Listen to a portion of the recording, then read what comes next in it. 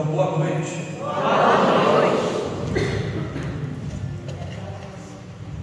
É um prazer imenso estarmos aqui reunidos nesta noite para podermos rezar, para podermos ouvir juntos aquilo que o Senhor tem a nos dizer.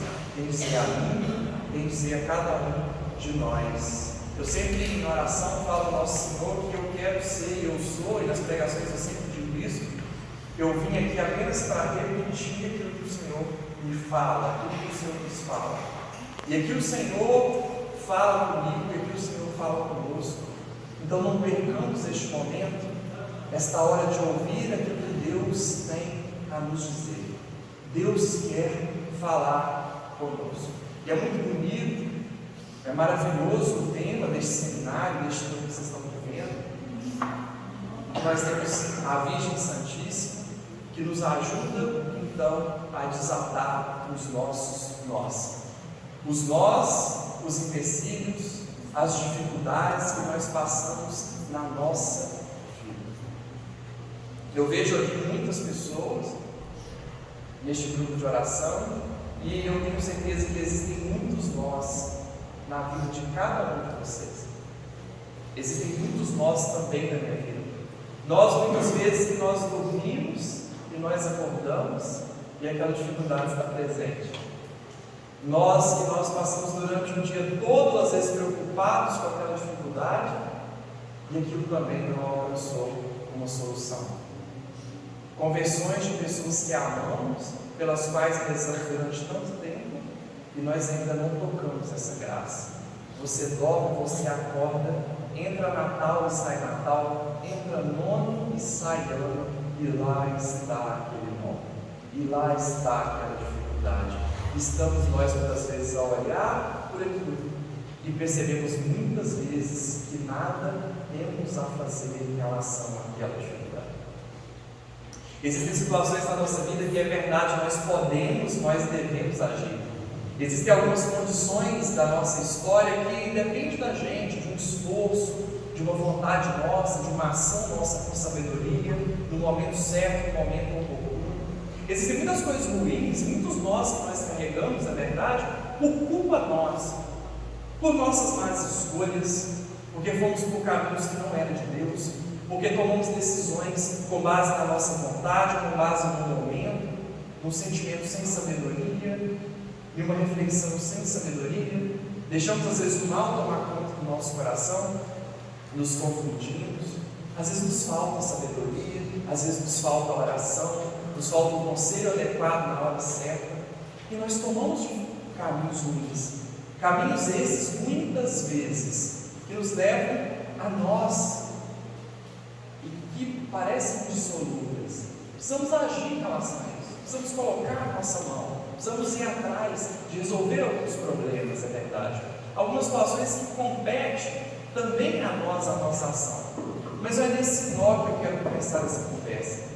Eu quero conversar nesta noite de hoje sobre aqueles nós para os quais nós já agimos, aquelas dificuldades pelas quais nós já refletimos, aquelas dificuldades pelas quais nós já pedimos conselhos ao Padre Davi, ao outro Padre. Nós já pedimos uma direção e a gente não tem, a gente não sabe o que é melhor. Eu digo isso, eu me lembrava, antes de vir para cá, já me preparando, colocando a minha cabeça aqui, de situações da vida. Eu atendo espiritualmente algumas pessoas e é interessante porque existem situações que às vezes a pessoa traz algum problema e a gente não sabe o que aconselhar. A gente sabe o que aconselhar no sentido de pedir a pessoa para ter oração, para ter calma, mas existem problemas, circunstâncias, situações que a gente, mesmo atendendo as pessoas, eu atendo as pessoas há muitos anos já, seja no atendimento, seja uma conversa, seja uma oração, existem situações que eu também não tenho resposta. Existem situações na vida de algumas pessoas que eu também não sei o que dizer, eu não sei nem o que aconselhar.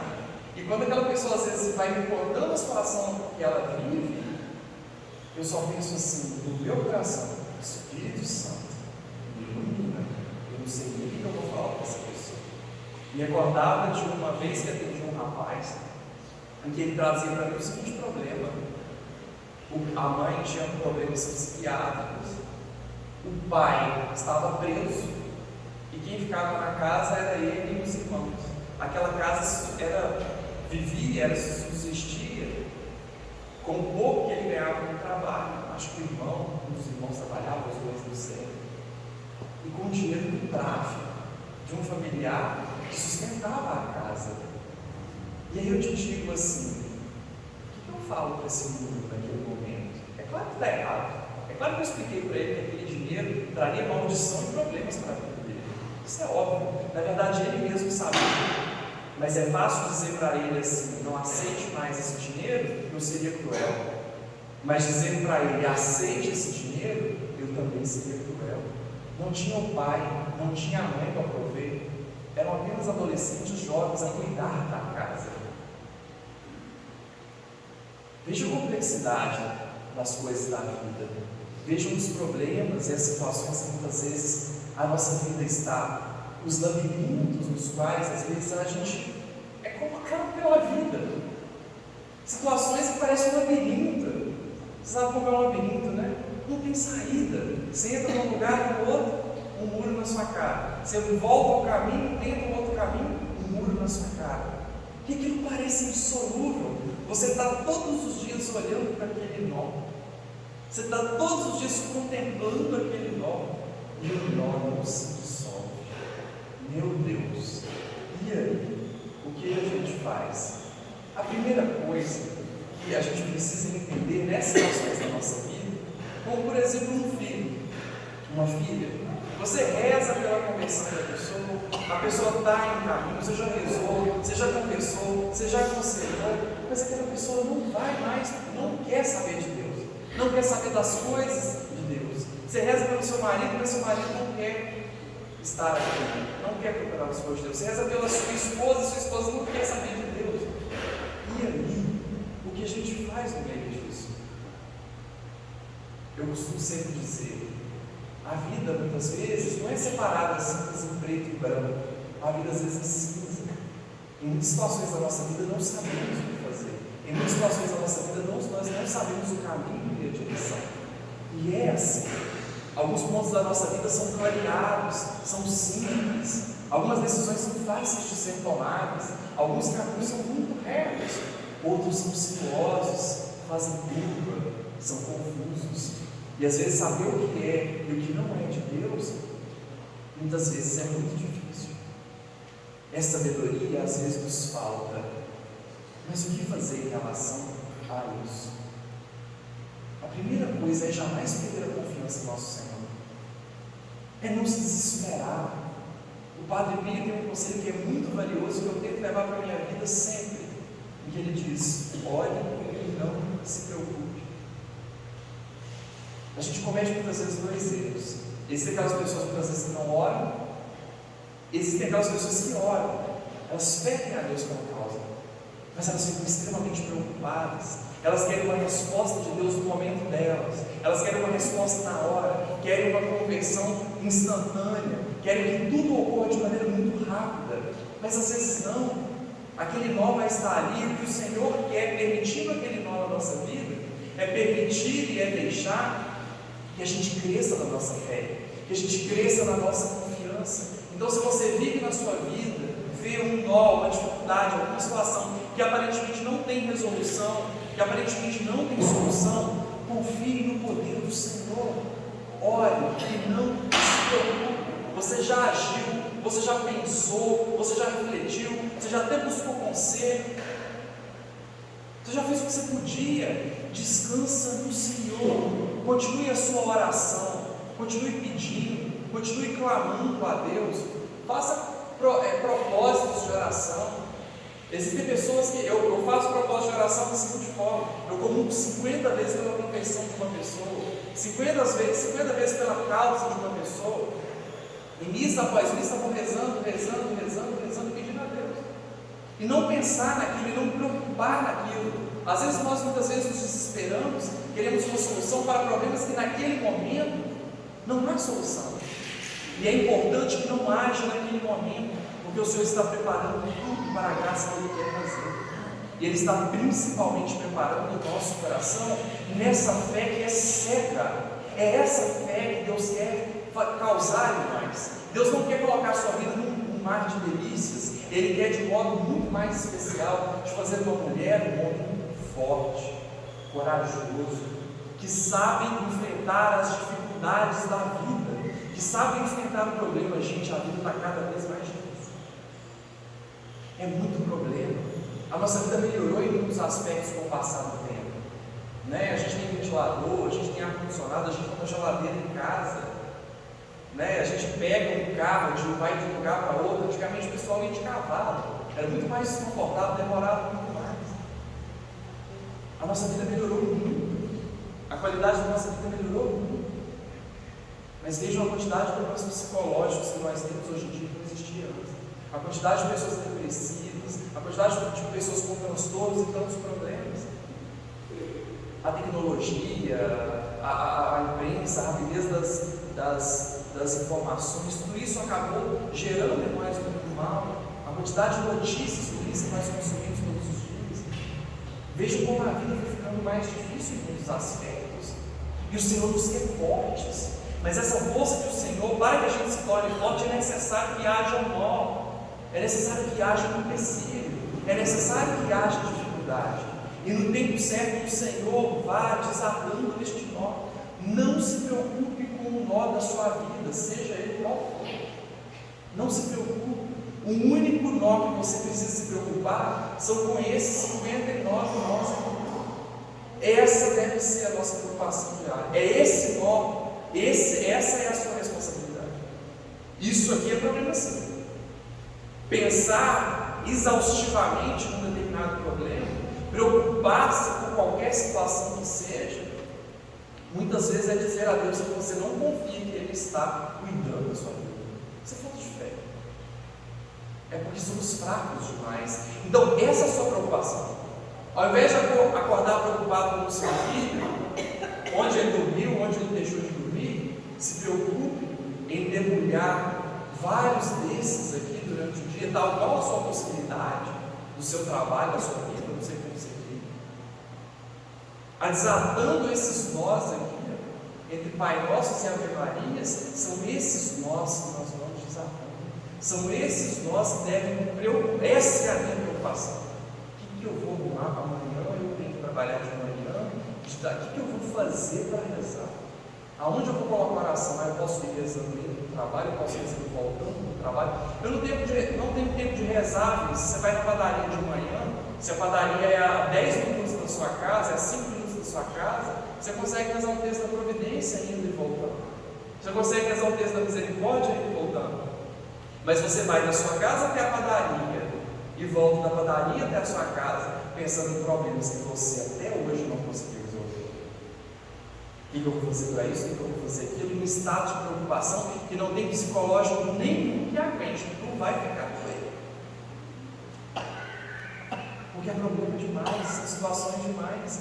Então essa é a nossa preocupação, é todos os dias eu aqui, desatando esse nó. É esse o nó que eu preciso desatar, é esse nó que eu preciso correr, é este nó que eu preciso olhar diariamente, é esse nó que eu preciso contemplar, olhar e olhar e olhar, e rezar e rezar e rezar, e não o nó da preocupação, e colocar a nossa vida e o nosso coração diariamente em Deus, e colocar os nossos problemas e as nossas circunstâncias diariamente em Deus, orando e não nos preocupando, não nos preocupando e orando e não nos preocupando.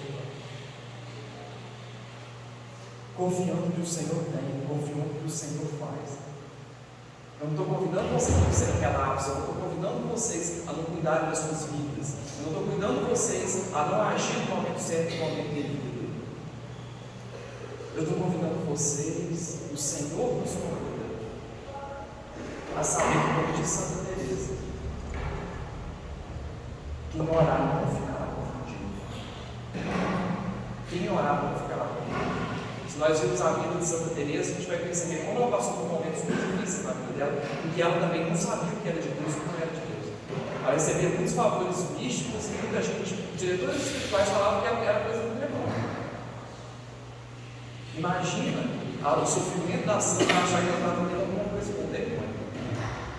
Mas ela orou e não se preocupou, ela orou e não se preocupou, foi, ela acreditou. E ela creu que se ela orasse, ela não ficaria confundida. Essa é a promessa do Senhor para nós. Que se nós rezarmos, nós não ficaremos confundidos. O Senhor vai guiar os nossos passos. O Senhor vai guiar a nossa vida. E a gente vai percebendo que a graça de Deus vai acontecendo sem a gente perceber. A graça de Deus vai acontecendo, se fazendo na nossa vida, se fazendo na nossa história. E quando vocês não se dão por si, aquele problema de algum tempo atrás, já não é problema mais hoje. Você resolveu de uma maneira que você às vezes nem percebia. Você reza calado, mas o Senhor trabalha também calado. Nossa Senhora trabalha calada, a Virgem do silêncio. E ela vai desatando os nós da nossa vida de maneira silenciosa, de maneira simples, sem fazer estardalhar, sem fazer muita coisa, como naquele casamento em Caná da Galileia. Vejam o que fez a Virgem Santíssima ali. Atenta que ela estava, esperta que ela estava naquela circunstância, naquela situação, ela viu a falta do vinho, ela agiu, ela foi e ali poderia resolver o problema dela. É assim que ela age, silenciosa, na dela, mas assistindo cada uma das necessidades dos seus filhos, de cada um de nós. Ela sabe o nó que você tem no seu coração, ela sabe o nó que você tem na sua vida, mas ela quer dissolver esse nó. Mas para que ela dissolva esse nó, é necessário que você dissolva um outro. Esse aqui é fácil, todo mundo sabe rezar um Pai Nosso e Ave Maria. Então reza, ora, acredita, se entrega, o confia. Pessoal, ele não é ruim, não. É através dele que a gente vai crescer. É através dele que a gente vai acima de nós mesmos. Não adianta correr do problema, não. Não adianta correr da situação, não. A gente tem que enfrentar a vida. Uma parte do Antigo Testamento que toca muito o meu coração é quando o povo ia então Moisés e falava: olha, está faltando comida, está faltando água, eu quero voltar para as cenouras do Egito, eu quero voltar para aquele tempo lá no Faraó, pelo menos a gente tinha pão com fartura, a gente tinha carne. O povo foi liberto, o povo viu tantos milagres, o povo se colocava a reclamar, a reclamar, a reclamar, a reclamar, a reclamar. E quantas vezes nós somos assim, quantas vezes eu sou assim? Vejo tantos milagres acontecendo ao longo da minha vida, mas a primeira situação é a minha vida reclamar, reclamar. Quantas situações? Perdoai-nos, que nosso Senhor nos perdoe pelas nossas falhas, pela nossa humanidade, pelas nossas fraquezas. E aí Moisés ia ao Senhor e falava: Senhor, olha só, pessoal, o povo está reclamando, o povo quer comer, o povo quer beber, o povo quer descansar, estão reclamando aí do pão que cai do céu, estão reclamando da sua dormência, estão reclamando de tudo. E que Deus dizia para ele: diga ao povo que continue andando. O povo estava, agora veja pela perspectiva do povo, o povo estava com fome, o povo estava com calor, o povo estava com sede, o povo estava no meio do deserto. Olha que situação difícil. Foi fácil para aquele povo atravessar o deserto.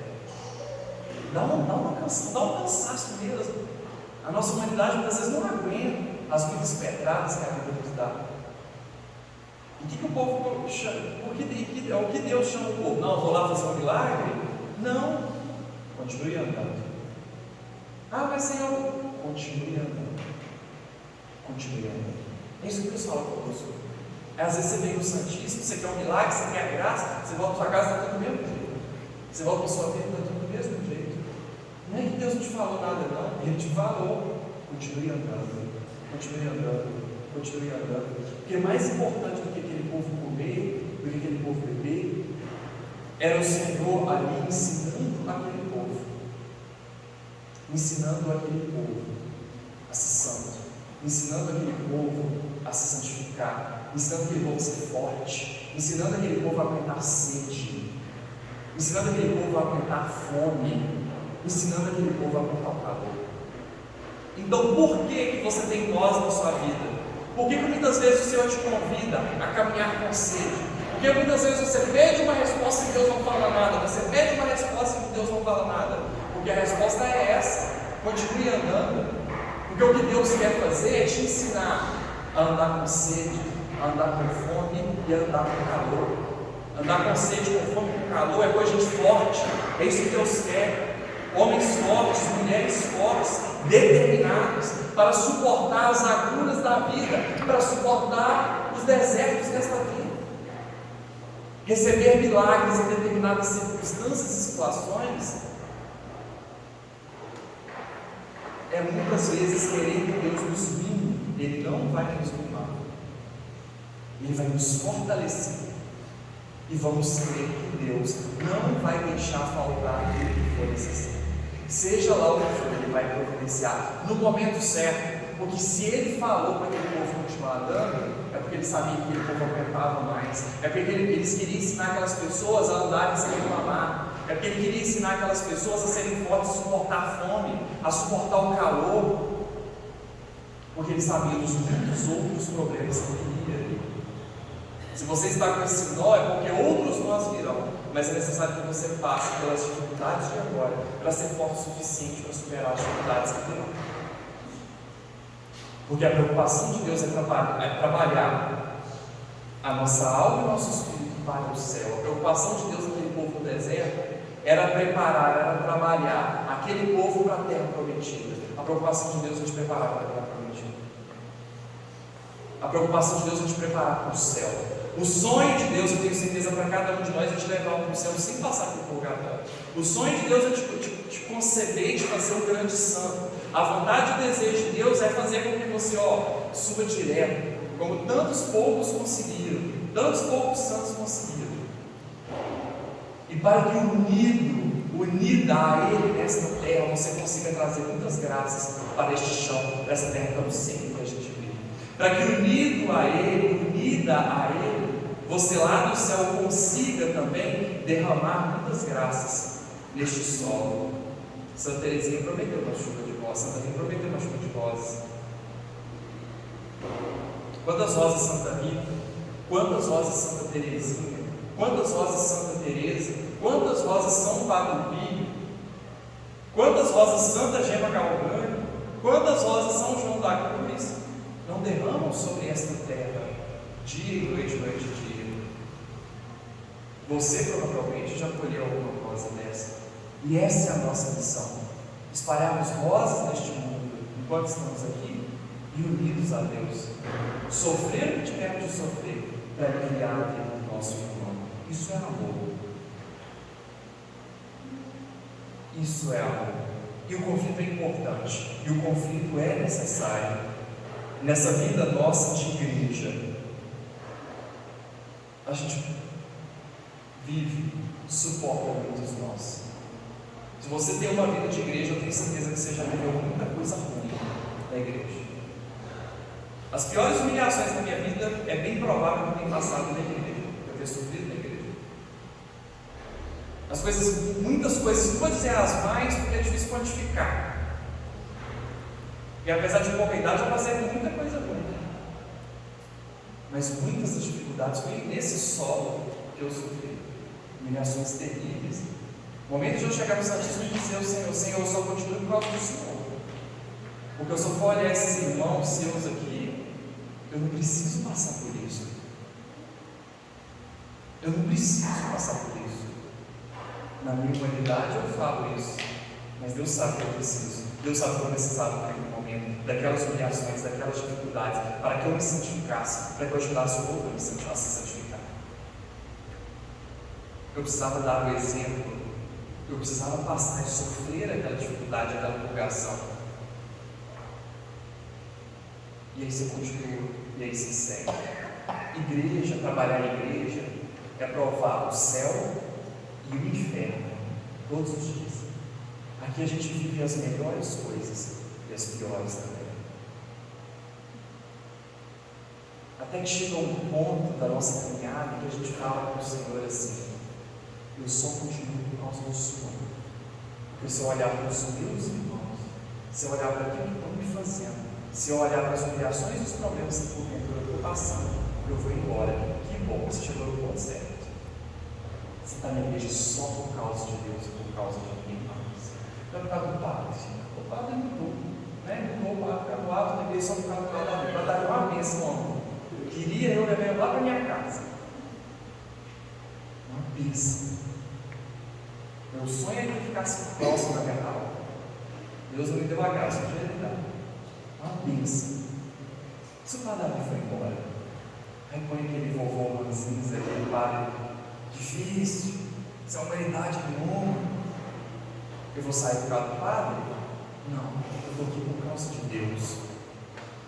E isso aí, muitas vezes, é isso aí que Deus vai nos santificando. E é nesse ponto que você tem que chegar. Se você está na igreja, você não chegou nesse ponto, você continuar aqui só por causa de Jesus, você está errado. Você ainda não chegou no nível que você deveria. Porque estaremos aqui só por causa dele. Muitos ao longo da história da igreja, há mais de 500 anos da reforma protestante, tiveram dissabores e dificuldades na igreja e resolveram fundar uma outra. Aí isso é muito antigo, né? O povo faz isso. Mas ao invés de rezar pelo seu padre difícil, rezar por aquela pessoa, aquele coordenador que te maltrata, rezar e perceber que ele está ferindo você porque ele também é ferido, ele machuca porque ele também é machucado, isso é amado, além de tudo. Quando você tem vontade de dar aquela resposta para aquele que te maltratou e você silencia, você está indo acima de você mesmo, você está indo acima daquele mal, você está indo acima daquela ferida, você está indo acima daquela dor, você está se elevando, você está subindo, você está se santificando. Então é importante que nós passemos por essas humilhações, por essas dificuldades. É importante que nessa vida de igreja a gente sim suporte as dores e dificuldades até chegar um momento que você está aqui por causa de Deus. Bom quando a gente não para com bom. Mas se o paro for ruim, a gente está. Se o paro for bom, a gente está. Se é minha coordenadora e meu coordenador me trata mal, eu fico. Se me trata bem, eu fico também. Por causa dele, do amor a ele, seja na dor ou seja na bonança. De todos os apóstolos, só um esteve no momento da graça, da glória, esteve no tabor que foi São João, e teve no momento da pessoa que ninguém queria mais saber dele. Ele permaneceu até o fim. Gente, eu preciso olhar aqui, tem Joões aqui nessa vida de igreja, homens e mulheres que foram, mesmo na dor, mesmo na dificuldade, que estiveram com ele, que sofreram com ele, que passaram dificuldades com ele. Eu vou sair da igreja porque o meu irmão agora tomou um caminho errado, ele traiu a esposa e foi uma vergonha. Eu estou envergonhado da minha igreja, eu estou envergonhado porque o meu coordenador agora está indo por outros caminhos e está no pecado. Não, Jesus também está sofrendo, Jesus também está triste. Eu vou ajudar Jesus a carregar essa cruz. Eu vou carregar da minha vida, eu vou carregar da minha mãe, da minha dor, eu vou suportar as dificuldades. É assim. Vamos olhar para a igreja de modo maduro, entender que a igreja é santa, mas composta de homens miseráveis e pecadores. Os nossos pecados não são os pecados da igreja, são os nossos pecados. O pecado do padre não é o pecado da igreja, é o pecado do padre. O pecado do leigo não é o pecado do leigo, não é o pecado da igreja, é o pecado do leigo. Se o seu coordenador peca, isso não é problema seu, não. Ele se deixa com Deus, reze pela conversão dele. Se o bispo pecar, rezemos pelo bispo. Se o Papa pecar, rezemos pelo Papa. E confiemos no poder de Deus, de usar até mesmo os erros dos nossos erros, dos erros dos nossos irmãos, para construir uma igreja melhor e mais forte. Santa Teresa, quando vê todo aquele conflito que a igreja via na época da reforma protestante, da revolução protestante, o que Santa Teresa faz? Ela reforma o Carmelo. Ela chama algumas poucas, a princípio 4 monges, e se coloca a fazer o quê? O que ela se propõe a fazer quando estava a Revolução Protestante? Eu vou rezar e vou ser santa. Eu vou juntar essas poucas irmãs aqui numa casa velha, e vou num mosteiro velho, e vou rezar pela igreja, eu vou ser santa. É isso. Se a igreja está em problema, a igreja está em crise, se não sei quem pecou, não sei quem fez aquilo, se está sendo. Eu vou rezar e vou ser santa. É essa a minha maneira, essa a minha forma, é isso que Deus quer de mim, é isso que Deus quer de você. Não essa fé imatura, em que eu estou insatisfeito ou fundo na igreja, eu estou insatisfeito ou paro de ir na igreja, eu estou insatisfeito ou. Não. É só, único e exclusivamente por Jesus que nós estamos aqui, nós estamos na igreja. Eu tive tentações para voltar atrás. Passei por humilhações para poder voltar atrás, dificuldades. Eu falo assim, para quê? Me lembro de reuniões terríveis, humilhações terríveis, em que eu falava com Jesus: olha, eu estou subindo tal altura. Em que eu sentava e eu nada falava, eu aceitava ser humilhado sem nada a dizer, porque não tinha nada para ser dito.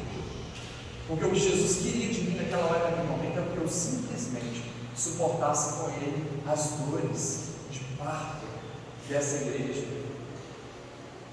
as dores de parto dos meus irmãos, que ainda estão sendo concebidos, as minhas dores de parto, porque eu também sou muitas vezes pé de tropeço de outros irmãos, eu também falho, eu também peco, eu também erro. Muitas vezes espero de mim que eu seja um exemplo, eu não sou. Muitas vezes espero de mim um abraço acolhedor, eu não dou. Muitas vezes espero de mim uma palavra de sabedoria, eu também não dou, eu também falho. Então, se eu fui pé de tropeço, eu preciso suportar quando meu irmão também pecar. Perdoar 70 vezes 7. E uma coisa que muitas vezes perceber isso muitas vezes uma cura para nós, é perceber que a igreja nasceu no meio de conflito. Não tem nada de diferente não, gente. O contexto é diferente, é verdade, o tempo é diferente. Mas a igreja nasceu no meio de conflito. Em Atos, no capítulo 15, o título é Controvérsia em Antioquia. O outro título é Controvérsia em Jerusalém. E nessa palavra, muito interessante, a gente vai perceber a briga que foi esse primeiro concílio da igreja, que poderia dizer que o primeiro sínodo da igreja, em que alguns irmãos, alguns presbíteros da época, chegaram então até Tiago, o justo, para falar com ele: olha, os gentios aí, o pessoal que estava se convertendo ao cristianismo, o povo que estava se convertendo ao cristianismo, esse pessoal aí precisa fazer circuncisão, precisa lá fazer como os judeus faziam na época. E aí Paulo, Barnabé, gera da ideia: não, olha, não é assim, não precisa disso.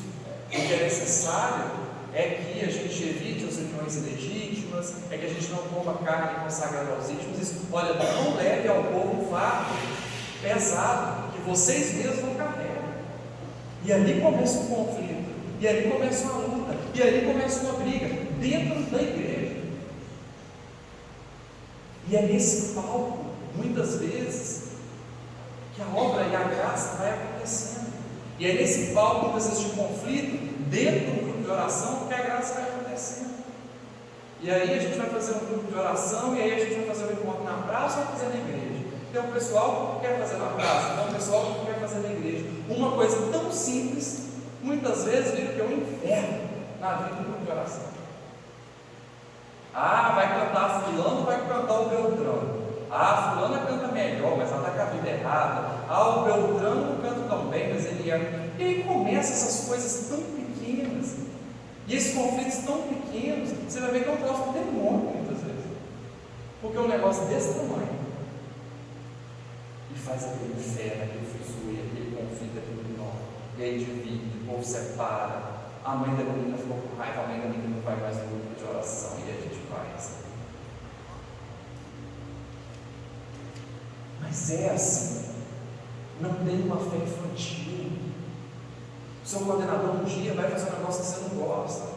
A pessoa que você coordena vai fazer um negócio um dia que vai te chatear, que vai te ferir, naquele pontinho que você não gosta, que é mais doído a você. Porque muitas vezes inspirado pelo mal, que sabe a sua fraqueza, mas a gente precisa ter então uma fé verdadeira. A gente precisa então ter uma fé madura, de suportar as dores, os nós e as dificuldades que aparecerem nessa nossa vida. E ao fim de tudo dizer, como Santa Teresa disse, que tanto lutou pela causa da igreja: morro, filha da igreja. E é assim que nós precisamos sonhar com esse dia em que a gente está no leito de morte. E qual é a maior vitória? Eu sempre digo isso: qual é o seu maior sonho, Vinícius? Olha, o meu maior sonho é morrer em paz com a minha consciência. O meu maior sonho é ir para o céu. O meu maior sonho é a Jerusalém eterna, porque eu sei que não adianta. É como se a vida da gente fosse um bueiro, você mata uma barata, aparece outra. Não tem jeito com isso, gente. Achar que a gente vai ser pleno, que vai ser tudo bonitinho, a gente tem a mania de querer colocar toda a nossa vida no lugar, não vai. Aqui é o palco do conflito entre o deserto, Jerusalém é só o céu. Mas a maior vitória é chegar ao fim da nossa vida e olhar para trás e falar assim: olha, errei, acertei, me confundi, corrigi, mas eu morro em paz com o ser humano que eu fui, com as coisas que eu fiz. Eu errei, mas eu acho que eu acertei mais do que eu errei. Eu entrego tudo nas mãos de Deus. E poder morrer em paz, e poder morrer em Deus, e poder morrer em tranquilidade. É aquilo que o apóstolo Paulo, quando já estava chegando no fim da sua vida, disse: combati um bom combate, encerrei a carreira, eu guardei a fé. Essa é a maior vitória. Não é ficar rico, não é ter uma família perfeita, não é ter as relações perfeitas, o trabalho perfeito. Não é. É estar em paz consigo mesmo, é estar em paz com Deus. E poder dizer com o apóstolo: combati o bom combate, encerrei a carreira. E ao fim da vida falar com Santa Jerusalém: Senhor, te entrego a minha pobre, e se entregar profundamente nas mãos da misericórdia, que ela vai nos salvar. Por mais que nós lutemos e nos esforcemos, é a vontade de Deus que vai nos levar para o céu. Nada e ninguém mais. Não é o mérito, não são as pregações que eu fiz, não é a música que o ministério cantou, não é as decisões, não. O que vai nos levar para o céu é a misericórdia infinita de Deus, que nos ama, é Ele que vai nos salvar. E não a gente, não nós pelos nossos próprios méritos. O seu mérito leva para o inferno, de cabeça, direto. Mas os méritos preciosos de Jesus, que sofreu e morreu na cruz por cada um de nós, sem ter pecado nem mancha, esses são os méritos que vão nos salvar. Tenhamos então essa fé madura e vamos desatando esse nós, rezando diariamente pela Santa Igreja, rezando diariamente pelo Santo Padre e Papa. São esses nós que eu vou contemplar todos os dias. Não ficar contemplando problema, não adianta. Tem problema que você já pensou, tem 10 anos que você pensa no problema, você pensou no problema dela, nem vai. É aqui que você desata o nome. É aqui que a gente desata o problema, rezando e não se preocupando e confiando cegamente que Deus, mesmo no deserto, vai nos providenciar tudo aquilo que nós precisamos. E aí, para terminar, já terminando, eu quero convidar vocês a uma propaganda. Eu tenho um canal no YouTube, e aí eu quero convidar vocês a me seguirem lá. A gente faz algumas formações, a gente está tendo uma formação sobre Santa Teresa, a gente já teve um curso sobre demonologia, eu comento também. A gente tem um curso sobre a aparição de Nossa Senhora de Natividade, em que eu gravei, acho que foram 3 vídeos, 3 ou 4 vídeos, se não me engano, 3, falando então sobre as aparições e coletando as aparições. Vocês têm lá o meu Instagram, esses dias, logo no início, tem o perfil, aí vocês sigam, ativam o sininho, compartilhem. Quanto mais pessoas adicionarem ali, mais eu consigo, a mais pessoas o YouTube entrega no nosso canal, nos nossos vídeos, e mais pessoas podem ser evangelizadas. Então me ajude aí no processo de evangelização. A Vera daqui já me ajuda, ela pode mandar para vocês. Se inscrevam lá, ativem o sininho e vamos evangelizar. O Papa Francisco pediu que a gente fosse para a internet, não é verdade? Eu corria, a gente não ficava no mesmo caso, simplesmente, mas o Senhor pede, o Senhor nos guia, nos ilumina, e Ele nos convida então a proclamar o Evangelho. Nesse mundo tão simples, a gente precisa ser pelo menos uma gota de água. Então me adicionem lá, eu peço que vocês me ajudem. Tá joia? Então vamos rezar? Vamos então desatar, então, através da oração, esses nós que nós apresentamos, que nós temos na nossa